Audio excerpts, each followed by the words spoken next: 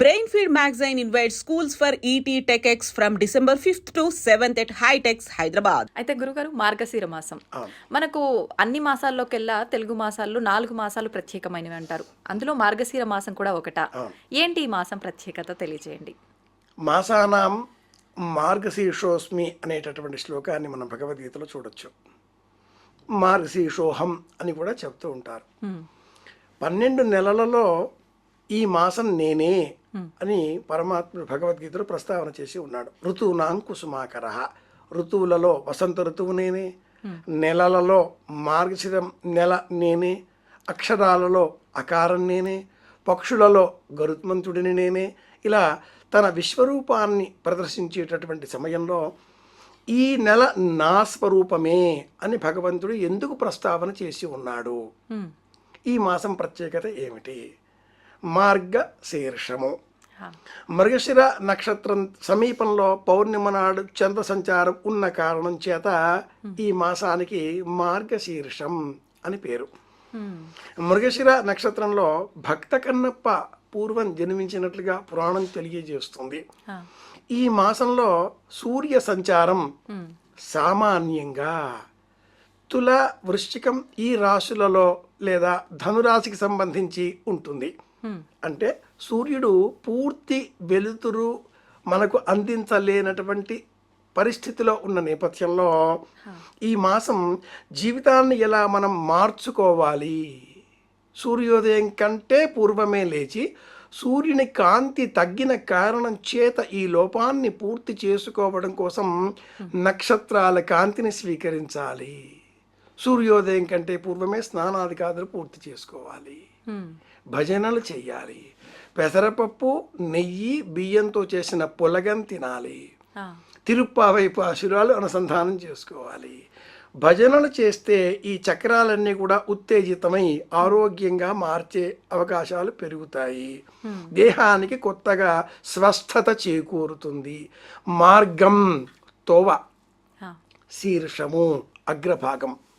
ఏ పని చేస్తే ఉన్న చోటు నుంచి ఉన్నత స్థానానికి మన ప్రయాణం కొనసాగుతుందో, శిఖరాగ్రానికి చేరగలుగుతామో అది బోధించేది కనుక ఈ మాసానికి మార్గశీర్షం అని పేరు.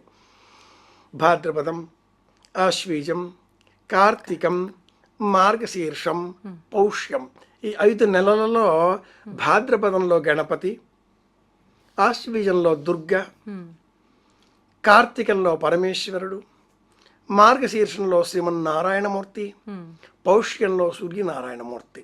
ఇలా 5 నెలలలో 5 ఋతువులకు సంబంధించిన రూపాలలో 5 దేవతలను పూజించడం చేత పంచాయతన పూజా విధానం. మార్గశీర్షంలో విష్ణువును పూజించాలి. ఈ మాసంలోనే భగవద్గీత అవతరించిన నేపథ్యంలో ఈ మాసంలో విష్ణువును పూజించాలి. ఇది ప్రత్యేకం. ఇప్పుడు విష్ణుమూర్తి యోగ నిద్రలోంచి మేల్కొనేది కూడా ఈ మాసంలోనే. కార్తీక శుద్ధ ఏకాదశితో పూర్తి అవుతుంది. కానీ తదనంతరం ఆ స్వామి కరుణ చేత ఈ మార్గశీర్ష మాసంలో మనకు భగవద్గీత ఉపదేశంగా లభించిన కారణం చేత ఈ మాసంలో భగవద్గీత తప్పనిసరిగా చదవాలి. అయితే గురుగారు భగవద్గీత అన్నారు కాబట్టి సాధారణంగా ప్రతి ఒక్కరిలో కూడా పెద్దవాళ్ళు అంటే 50-60 పైబడిన వాళ్ళు మాత్రమే భగవద్గీత బుక్ ముందు పెట్టుకోవడము, చదవటము ఇలా చూస్తుంటాం. నిజంగా భగవద్గీత అనేది పెద్దవాళ్ళకు మాత్రమే పరిమితమైన పుస్తకం అంటారా, గ్రంథం అంటారా? ఎంత మాత్రము కాదు. భగవద్గీత ఒక్కటి కాదు. సనాతన భారతీయ పౌరాణిక విజ్ఞానంలో ఇలాంటి గీత పేరుతో ఉండే గ్రంథాలు 21 ఉన్నాయి. రామగీత, లక్ష్మణ గీత, గురుగీత, ఉద్ధవ గీత, గోపికా గీత, వసంత గీత, భిక్షు గీత, శ్రీమద్భాగవతం 12వ స్కంధం. ఇలాంటి గీతల వరుసల జాబితాలో శిఖరాయమానంగా ఉన్న గీత భగవద్గీత. 700 శ్లోకాలతో 18 అధ్యాయాలతో ఈ భగవద్గీత ఏముంది, ఇందులో ఏం చెప్పబడి ఉంది? వృద్ధులే చదవాలా? ఎవరన్నా చనిపోతే ఆ ఇంట్లో భగవద్గీత వినిపిస్తున్నారు ఈ రోజుల్లో కనుక ఎవరన్నా పోతే చదివే గ్రంథమా? ఉన్నవాళ్ళు చదవకూడదా? Youngsters, youth చదవకూడదా? ఇలాంటి అపోహలు లోకంలో చాలా వ్యాపించి ఉన్నాయి. నిజానికి భగవద్గీత చదవవలసింది యువత. ప్రతిరోజు చదవవలసిన గ్రంథం భగవద్గీత. అయితే ఇది చదవాలంటే నియమాలు పాటించాలంటే ఏం అక్కర్లేదు, ఎటువంటి నియమాలు అక్కర్లేదు. భగవద్గీతలో ఏ దేవుణ్ణి పూజించమని చెప్పబడలేదు. కొబ్బరికాయలు, అరటిపళ్ళు, అగరత్తులు, నైవేద్యాలు, హారతులు ఇవేవి కూడా భగవద్గీతలో లేవు లేవు లేవు. మరి భగవద్గీతలో ఏమున్నాయి? వ్యక్తిత్వ వికాసం, మనుషుల మధ్య ఉండే తేడాలు, ఎలాంటి ఆహారం తీసుకోవాలి, ఎలాంటి పరిస్థితులలో ఎలా మాట్లాడాలి, ఓటమిని కూడా ఎలా మనం విజయ సోపాన పథంలో ఒక పంక్తిగా మార్చుకోవాలి. ఒకసారి ఓడితే ఆ ఓటమిలో మనం ఒక పాఠం నేర్చుకోవడం ఉంటుంది. ఒకసారి గెలిస్తే మనలో అహం పెరిగి ఒక మెట్టు జారే ప్రమాదం ఉంటుంది. కనుక ప్రతి ఓటమిలో కూడా నేర్చుకోవడం ఎలా అనేది నేర్పేటటువంటి గ్రంథం భగవద్గీత. అసలు నాకు యుద్ధమే వద్దు, వాళ్ళంతా నా బంధువులు, తాతలు, మేనమామలు, చుట్టాలు, పక్కాలు, నకాంక్షే విజయం కృష్ణ నచరాజ్యం సుఖాన్నిచ అని చేతిలో ఉండే ఆ గాంధీవాన్ని నేలపైన పెట్టిన ఆ అర్జునుడికి భగవంతుడైన ఆ కృష్ణ పరమాత్ముడు గీతోపదేశం చేశాడు. ఏమని? కొబ్బరియాలు కొట్టమని చెప్పలా, అరటిపళ్ళు నైవేద్యం పెట్టమని చెప్పలా. ఏం చెప్పాడు? ఆలోచన చెయ్యి, నీ ద్వారా ఈ పని నిర్వహింపబడుతున్నది అని తెలుసుకో, నీ పని నీవు చెయ్యి, నీ పనిని నీవు దైవంగా భావించు. ఆర్తో జిజ్ఞాసురర్థార్థి జ్ఞానేచ. ఈ లోకంలో మనుష్యులు 4 రకాలు. మరొక అధ్యాయంలో మరొక విధంగా ఏం చెబుతాడు అంటే, లోకంలో 4 రకాల మనుషులుగా మనం అందరినీ గమనించినట్లయితే, మంచివాళ్ళు వీళ్ళు 2% కూడా లేరు. మంచివాళ్ళుగా కనిపించే చెడ్డవాళ్ళు వీళ్ళు 90% ఉంటారు. చెడ్డవాళ్ళుగా ఉండేవాళ్ళు చెడ్డవాళ్ళుగానే కనిపిస్తారు, వీళ్ళు 3% ఉంటారు. చేతగాని మంచివాళ్ళు వీళ్ళు లోకంలో ఉంటారు. నువ్వు చేతగాని మంచివాడిగా మిగిలిపోతావా, మంచివాడిగా మారతావా, లేక మంచివాడిగా కనిపిస్తూ లోన దుర్మార్గం నింపుకుంటావా, లేక దుర్మార్గంగా ఉండి దుర్మార్గంగానే ప్రవర్తించి జీవితాన్ని అలాగే అంతం చేసుకుంటావా? 4 రకాలు. ఇది విన్ విన్ అనేటటువంటి కాన్సెప్ట్ని మన ముందు పెడుతుంది. ఈ భగవద్గీతలో ఎక్కడా కూడా కొబ్బరికాయలు, అరటిపళ్ళు లేవండి లేవండి, ఏం చేస్తే జీవితంలో మనం జయం పొందుతామో చెప్పేటటువంటి గ్రంథం ఇది. యుద్ధం చేద్దాం. ఎవరితో? మనలో ఉండేటటువంటి శత్రువుల పైన. కామక్రోధాలు చెబుతూ ఉంటారుగా, ఇవి కావు. వీటికంటే మించిన అతిపెద్ద శత్రువు ఒకటి అందరిలో ఉంటుంది, అది అసూయ. పక్క వాళ్ళకుందా, నేను ఎలా ఈ వస్తువును సొంతం చేసుకోవాలి, పక్క వాళ్ళు మంచి డ్రెస్ కొన్నారా, ఎలా స్వాధీనం చేసుకోవాలి, లేదా వాళ్ళది పాడైపోతే బాగుండు అని మనలో ఉండే కుళ్ళు అసూయ కక్కేయాలి. ఈ స్వభావం మనం నేర్చుకోగలిగితే, నియంత్రించుకోగలిగితే విజయం మనదే. పక్కవాడు ఎలా ఉంటే నాకెందుకు, నా జీవితాన్ని నేను సమర్థవంతంగా చేసుకునే ప్రయత్నం చేస్తాను. భగవద్గీత బోధించే అంశాలు 2. యువత నేర్చుకోవాల్సింది ఈ గ్రంథం నుంచి 2. 1, ఏ పని చేస్తున్నారో ఆ పని మీద మనసు లగ్నం చేయండి. 2, ఏ పని చేసినా సమయాన్ని, సందర్భాన్ని అనుసరించి చేయండి. ఏ పని అయినా కేటాయించిన ఒక సమయం ఉంటుంది, ఆ సమయమే చేయండి. భగవద్గీత 15వ అధ్యాయం పురుషోత్తమ ప్రాప్తి యోగం మరో అద్భుతమైన విషయం చెబుతుంది.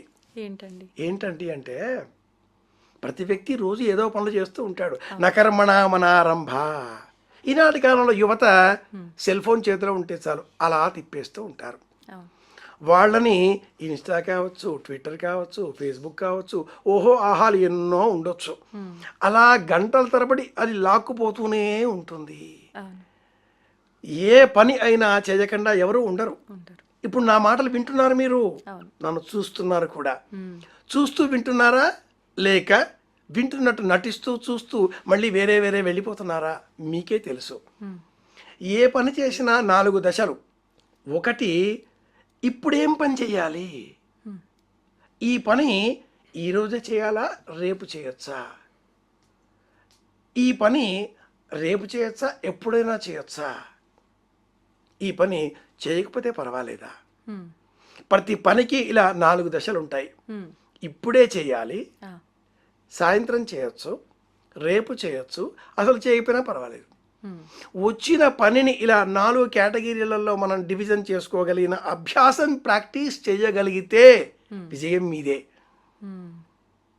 మొదటిది ఆచరిస్తే ఇంకా ఉత్తమమేమో కదా గురుగారు. అంతేగా, ప్రతి పనిని ఇప్పుడే చేస్తాను అంటే చేయవలసిన పనుల జాబితా పెరిగిపోతూ ఉంటుంది.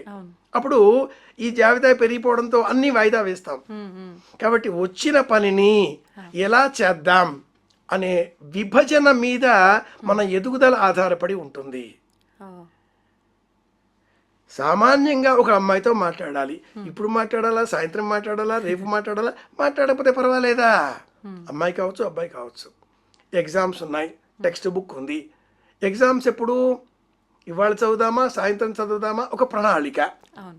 దీని పేరు ప్రణాళిక అంటారు. ప్రతి పనిని ఒక ప్రణాళికగా తీర్చిదిద్దుకోగలిగితే, ఎకనామిక్స్లో ఒక ఫార్ములా ఉందమ్మాయి, ఏంటండి? మెండల్ చెప్తాడు, ప్లాన్ అండ్ ప్లానింగ్. ఆర్థిక శాస్త్రంలో ఉన్న ఈ సూత్రం ఏంటి అంటే ప్లాన్, ప్లానింగ్. ప్లానింగ్ ప్రతి పనిని సమర్థవంతంగా నిర్వహించుకోవడం కోసం మనం తయారు చేసుకునే ప్రణాళిక.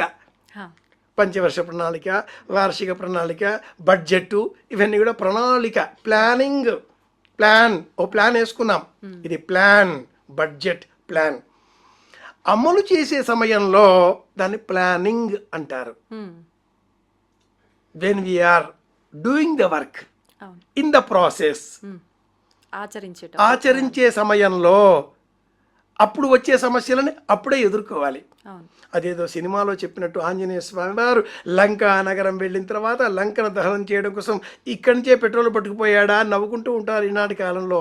ఆ రావణాసురుడే తోకకి అంతో ఇంతో గుడ్డలు కట్టేశాడు, ఇంతో అంతో నెయ్యి తేనె ఏదో పూసేశాడు, ఆయన్ని కాస్త వెలిగే ఆ జ్యోతి కూడా అంటించేసేసాడు. ఇవన్నీ దాంతో ఆయన చేసుకోగలి తీసుకెళ్ళాడా? లేదుగా.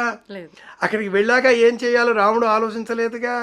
ఇలా ఆలోచించడం అనేది, బంగారు జింక కనిపిస్తే సీతాదేవి ప్రపంచంలో బంగారు జింకలు ఉంటాయా అని ఆలోచించగలిగితే అసలు రామాయణమే లేదు. కానీ ఆలోచించింది, వెళ్ళిపోయింది. రామాయణంలో మనం నేర్చుకునేది ఏమిటి అంటే రిపెంటెన్స్ ఉండదు, పశ్చాత్తాపం ఉండదు, ప్లాన్, ప్లానింగ్. దాన్ని మనం ఎలా ఇంప్లిమెంట్ చేయగలుగుతున్నాం అనే దానిపైనే మన జీవితం ఆధారపడి ఉంటుంది. ఇవన్నీ బోధించేది భగవద్గీత. కనుకనే శంకరోత్పాదుల వారు మాట అంటారు, భగవద్గీత కించిదధీత గంగా జలలవ.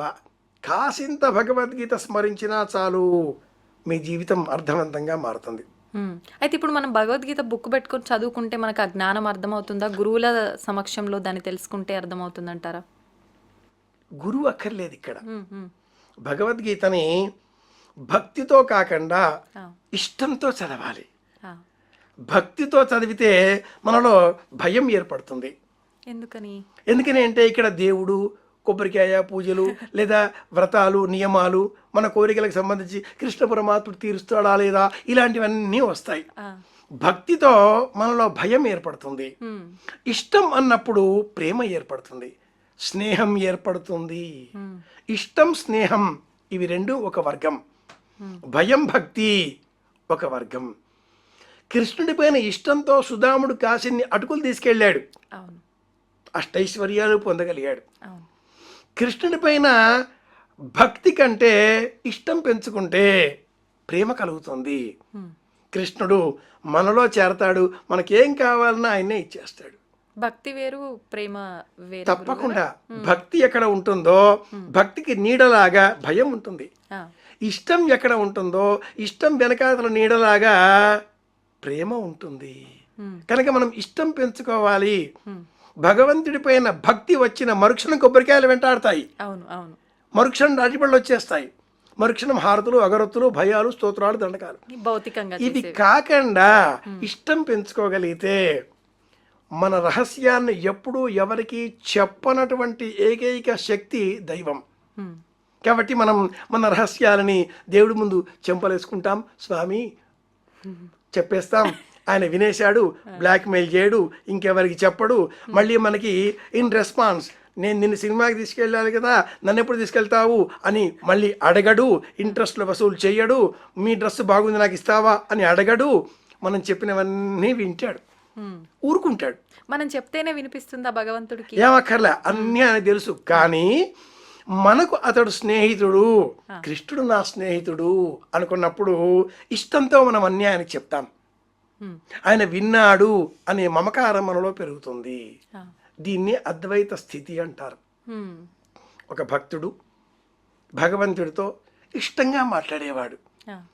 భగవంతుడికి కూడా ఈ భక్తుడి మీద ప్రేమ కలిగింది, ఇష్టంగా మాట్లాడడం మొదలెట్టాడు. ఇద్దరు చక్కగా చిచ్చాటి పిచ్చాపాటి మాట్లాడుకునేవాళ్ళు. భగవంతుడికి ఇతడితో మాట్లాడడం ఇష్టం. ఈ భక్తుడు కూడా భగవంతుడితో మాట్లాడడం మొదలెట్టాక లోకంతో సంబంధాలు మర్చిపోయాడు, అన్నీ ఆయనతో మాట్లాడడం మొదలెట్టాడు. కొద్ది రోజులు అయ్యాక భక్తుడికి భగవంతుడు నాతో మాట్లాడుతున్నాడు, నాతోటే మాట్లాడతాడు అనే అహం కలిగింది. ఓ రోజు మధ్యాహ్నం దేవాలయం తలుపులు అలా వేసేసాడు, భక్తుడు బయటకు వచ్చేసాడు.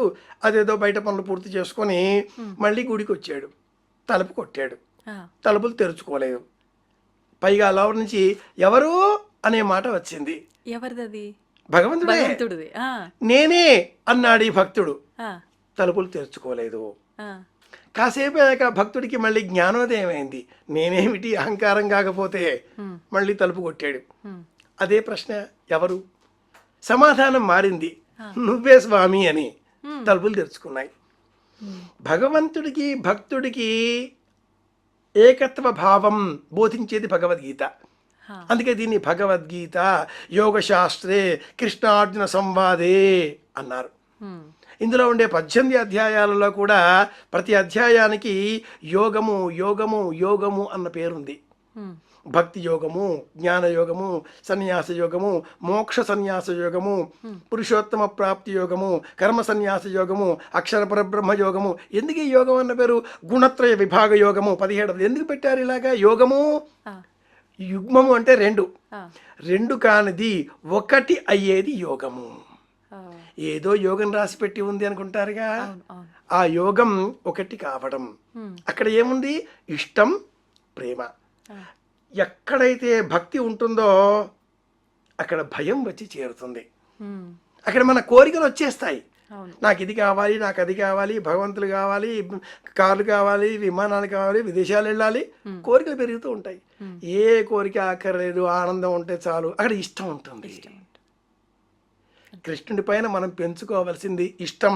అది కూడా మార్గశిర మాసం మరింత ప్రత్యేకం. ఓకే. అయితే ఇప్పుడు కృష్ణుడు అర్జునికి బోధించాడు మనకు ఈ గ్రంథం గురించి. అర్జునికి తప్ప మిగతా ఎవ్వరికి అర్హత లేదంటారా? ఎందుకు ప్రత్యేకించి అర్జునికి బోధించాల్సి వచ్చింది? అర్జునుడు ప్రతీక. మహాభారతం, భీష్మ పర్వం, యుద్ధరంగం, విశేషమైన సైన్యం, 18 అక్షౌహిణుల సైన్యం. ఆ మధ్యలో ఒకవైపున 11 అక్షౌహిణుల సైన్యంతో యుద్ధం చెయ్యాలి ఈ అర్జునాదులు. అటువైపు ఎవరున్నారు? మరణమే లేనటువంటి భీష్ముడు, మరణమే ఇచ్ఛామరణం ఉన్నటువంటి ద్రోణుడు, మరణమే లేనటువంటి కృపాచార్యుడు, అలాగే సహజ కవచ కుండలములు కలిగినటువంటి కర్ణుడు, అసలు మరణమే లేనటువంటి మణి శిరస్సున ఉన్నటువంటి అశ్వత్థామ. 5 మహావీరులు మరణం లేనటువంటి వాళ్ళు ఆ వైపున ఉండి 11 అక్షౌహిణుల ట్రైన్డ్ వారియర్స్, సోల్జర్స్, 11 అక్షౌహిణుల మహాసైన్యం. ఇటువైపు ధర్మరాజు వైపు 7 అక్షౌహిణులు, అది కూడా అన్ట్రైన్డ్. 11 అక్షౌహిణులు అంటే ఎంతమంది ఉంటారు? ఒక్కొక్క అక్షౌహిణులు సుమారుగా 1,08,000 పైచిలకు కాల్బలం, 70,000 రథాలు, 40,000 ఏనుగులు, గుర్రాలు, 11,000 ఏనుగలు. ఇది ఒక లెక్క ఉంది. పత్తి అనే ఆ క్రమంలో అక్షౌహిణి ఒక సంఖ్యామానం. ఇందులో ఉజ్జాయింపుగా ఒక 25-26 లక్షల సైన్యం అక్కడ మోహరింపబడి ఉంది. అంత మధ్యలో యుద్ధం చెయ్యాలి. అలాంటి బలహీన క్షణంలో నేను ఇంక యుద్ధం చేయలేను అనగా మనలో కూడా ఒక బలహీనత ఉంటుంది. సందర్భం రాగానే అప్పటిదాకా నేను ఇది చేస్తాను, అది చేస్తాను అంటూ కత్తి సాము, కర్ర సాము చేసిన వాళ్ళు ఆ క్షణంలో కింద పెట్టేసి నా వల్ల కాదులే అని వణికిపోతారు. అలాంటి బలహీన క్షణాలు మన మనస్సులో రాకుండా యుద్ధం చేద్దాం, గెలిస్తే విజయమే లేదా వీరస్వర్గం. ఏముంది బతికి ప్రయోజనం? మన శరీరాన్ని ధరించిన తర్వాత ఈ శరీరంతో మనం చేసే ప్రతి పని వెనుక ఒక ప్రయోజనం ఉండాలి. ఆ ప్రయోజనం డబ్బు సంపాదించడం, పెళ్ళాం పిల్లలు, ఇల్లు, కారు ఎవడైనా చేసేదే. అవును. మనది అనే ఒక ప్రత్యేకత ఉండాలి. ఎగ్జిస్టెన్స్ అంటారు దాన్నే, ఐడెంటిటీ క్రైసిస్ అంటారు దాన్నే. And old man in the sea అనే ఇంగ్లీష్ నవలలో రిచర్డ్ హెమింగ్వే చెప్తాడు, ప్రతి మనిషి పుట్టుకకు ఒక కారణం ఎలా ఉంటుందో ఒక ప్రయోజనం కూడా అలా ఉంటుంది. ఆ ప్రయోజనం సాధించాలి, యుద్ధం చేయాలి.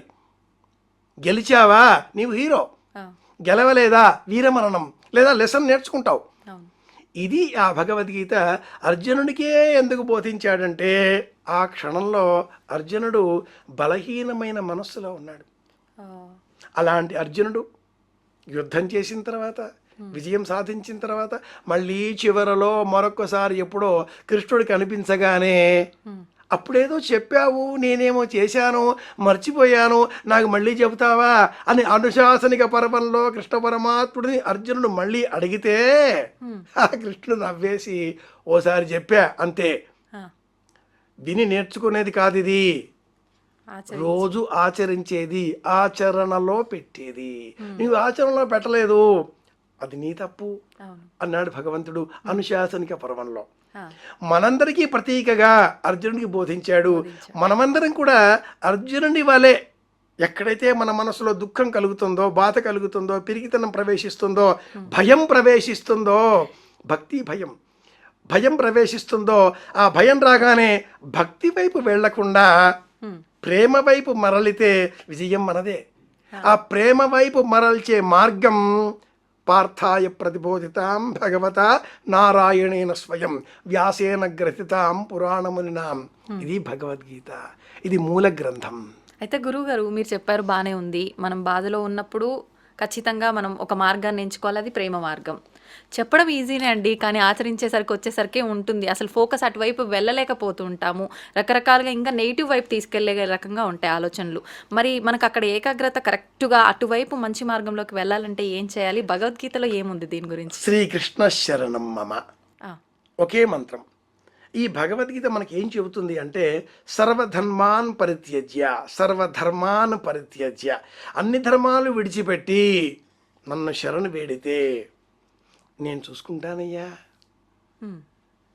యోగక్షేమం వహామ్యహం, అదేదో కంపెనీ కింద లోగో మనం చూస్తూ ఉంటాం, ఆ లోగో భగవద్గీతలో ఉన్నదే. ప్రస్థానత్రయంలో ఉపనిషత్తులు, బ్రహ్మసూత్రాలు, భగవద్గీత అనగానే ఉపనిషత్తులు అధ్యయనం చేయడం కష్టం. శీక్షాం వ్యాక్ష్యాస్యామ వర్ణస్వర మాత్రాబలం సామసంతాన ఇత్యుక్త శీక్షాధ్యాయ. ఉపనిషత్తులు చదవాలి అంటే గురువు కావాలి, వేదం అర్థం తెలియాలి, భాష్యాలు చూడాలి, కష్టం. బ్రహ్మసూత్రాలు చదవాలా, అవి కూడా చాలా కష్టంగా ఉంటాయి. అథాతో బ్రహ్మ జిజ్ఞాస, అథాతో ధర్మ జిజ్ఞాస, అథాత సామయాచారికాన్ ధర్మానో వ్యాక్ష్యాస్యామ, ఇది కష్టమే. అలాంటప్పుడు సులభంగా ఏమిటి? భగవద్గీత సింపుల్. రోజు 2 శ్లోకాలు చదివితే 700 శ్లోకాల భగవద్గీత ఒక సంవత్సర కాలంలో మనం స్వాధీనం చేసుకోగలుగుతాం. ఇది ప్రయోజనం.